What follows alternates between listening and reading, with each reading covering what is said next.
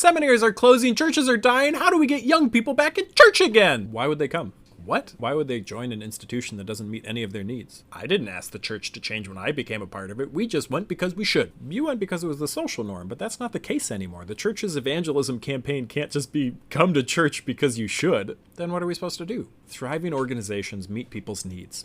Oh, so we're supposed to give away iPads and have fancy concerts? No, I think the entertainment model of church is a bad idea. Following Christ is about service, not about being entertained. The early church was about meeting people's needs. It was not. It was about sharing the gospel message. But I would argue those are the same. If we preach a loving God to people with an empty stomach, that preaching feels pretty hollow. In Acts 2, the early church is described as sharing all their possessions so that no one went without. That was back then. Things are different now.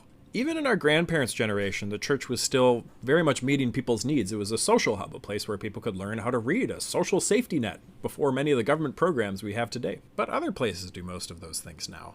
They do, so the church has to figure out what people need. They need Jesus! And how would you show them Jesus in your actions? How would I even do that?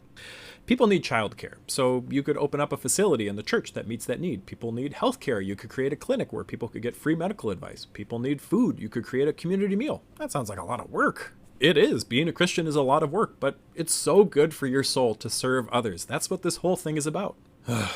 Why don't they just come to us? Jesus never made people come to him. He fed people and healed them. And as a result, people wanted to hear why he was doing these good things. People trusted him because he helped them first, and then he preached to them. So you're telling me I should stop yelling at that gay couple in the park and start asking if they need daycare for their gay baby? I'd start by being nice to them. Trust takes some time to build. Also, don't assume their baby is gay. That's super off-putting. Oh, that's why all my evangelism attempts haven't been working.